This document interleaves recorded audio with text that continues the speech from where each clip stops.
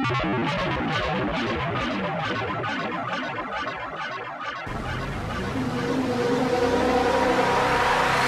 morning, Captains. I'm Jordan Thomas. And I'm Jay Hall, and we're here with another episode of WK Today. If you have not yet purchased your yearbook, there is still time. However, prices will go up on January 29th. Please see Miss G in room 501 during 4th or 5th hour for more information. Now let's turn it over to Noah Happy for a special yearbook announcement. Hey Captains, the yearbook staff is having a raffle that we want everyone to be a part of. To be entered into this raffle, all you need to do is purchase this year's yearbook. If you have already made your purchase and you're automatically entered, if not, purchase a book before January 29th and you'll be entered too. The winners will be granted there's 4 different prizes. The first one is $25 off your first yearbook purchase. The second one is $10 off your yearbook purchase. And there's the 2 other ones are a sneak peek at any yearbook spread, except for the cover, or guaranteed coverage on this year's yearbook. The winners will be selected live on WK Today during the first week of second semester. So good luck to you, Captains, and buy your yearbook today. If you have a test waiting for you in the ARC, you must take it by Friday in order for teachers to have enough time to grade it before the end of the semester. Congratulations to the Kettering BPA students that participated at the regional competition on Friday. The students represented Kettering proudly and took home 24 total medals. In addition, 18 students qualified for the student competition in March. Great job to all the students that participated.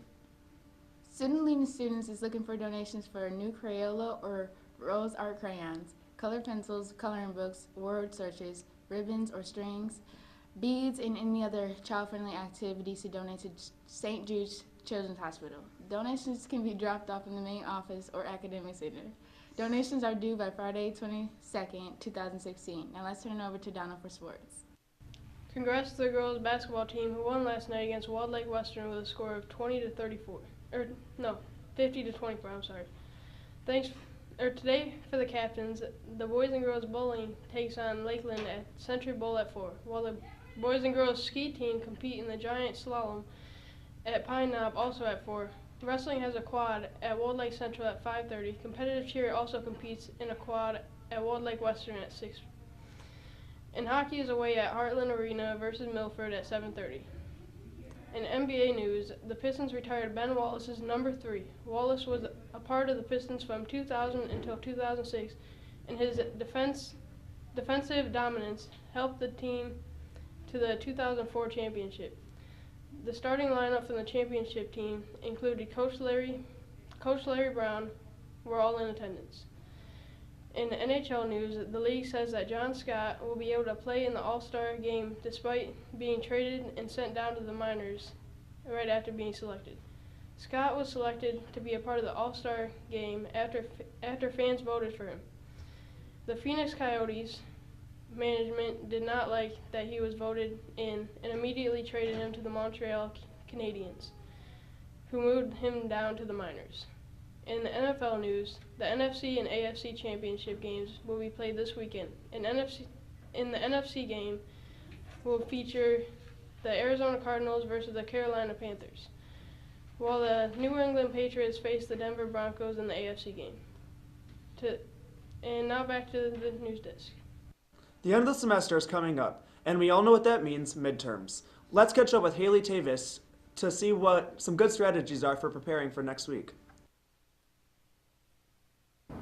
Going into an hour-and-a-half testing period, knowing that the outcome is 10% of your semester grade can be very intimidating to some. But I spoke with our fellow staff and students on how one can ease their testing anxiety and properly equip themselves to be prepared for exam week.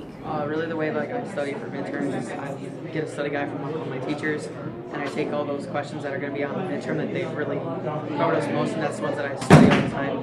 So I pretty much do that for all the classes. One thing that helps me studying is turning off my phone, going to a quiet place, letting all distractions leave, and just focusing on my work.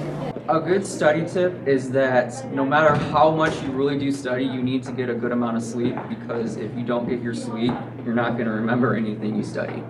A good way to study for finals is to get your friends together and go over notes and help each other out with any questions that we have. One thing for being a senior that I've learned is that color coding, making flashcards, and staying organized really helps me get through my tests and my midterms and help me prepare to get the best grade that I can get. Flashcards are a really good tool to use when preparing for science or language midterms, where there are a lot of vocabulary words to know. Well, if you just go based off of what your teacher's already given you, you can know what to expect on the midterms. Just go over old stuff. Let's get the science of proper study habits from chemistry teacher Mr. According Stewart. to most scientists is repetition. Don't just study once, like the night before, and expect your brain to remember it.